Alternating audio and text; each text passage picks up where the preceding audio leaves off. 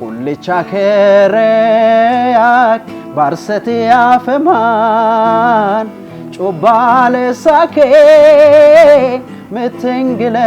ምትንግለላባን አንሰና ለላባን አተኔተን ኢየሱስ ተነውደነኪ ሎቦቴና ተኔ አኔ ፋየነኪ ጋርጋር መነኪ ተስፋ ቢስ ነበርኩኝ ሊያወጣኝ ሲመጣ ግን እርሱ ነገረኝ ነፃ እንደምወጣ ከዚያም አነሳና ክብሩን አከዳው። ትንሣኤ ብለን ስንል እንግዲህ እንደምናውቀው በቅዱስ መጽሐፋችን ላይ በአንዱ አዳም ምክንያት ወደ ዓለም ሁሉ ሞት እንደገባ አንዱ አዳም ባጠፋው ጥፋት ማለት ነውና ያን ደግሞ የቀድሞውን አዳም ጥፋት ራሱ ጌታችን ኢየሱስ ክርስቶስ ወስዶ የቀድሞ አዳም መክፈል የነበረበትን ዋጋ ከፍሎ ለሰው ልጅ ኃጢአት ሁሉ የሞተበት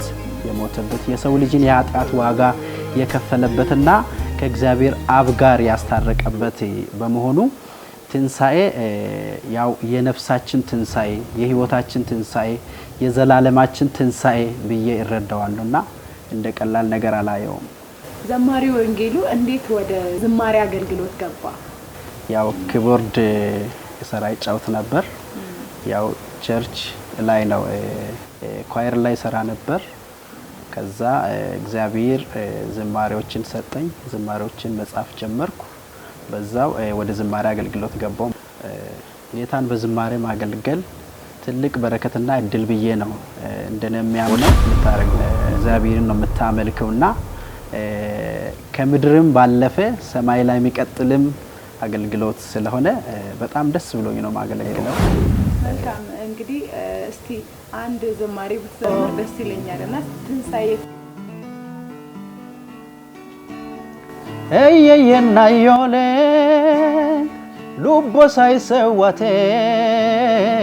እሺያ ከረባኒ ናጳኬሪያቴ ኢሰማ ጃላላ ጎት ለልሸጢ ፋኖ እንደኒነሬ ጋተዋልየኒ ቁልቻ ከረያክ ባርሰት ያፈማን ጮባለ ሳኬ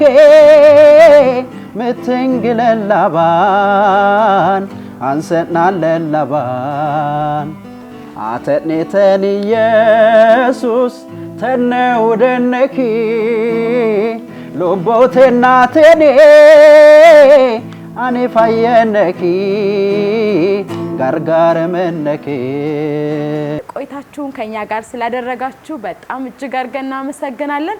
ባሉ ሆነ ያው እኔም ተነሳው በትንሣኤው ሕይወቱን ስለለበሰ በደም ሕይወቴ ተቀሰቀሰ። ብዙ መንፈሴ ሆነ ያው እኔም ተነሳው በትንሣኤው ሕይወቱን ስለለበሰ በደም ሕይወቴ ተቀሰቀሰ።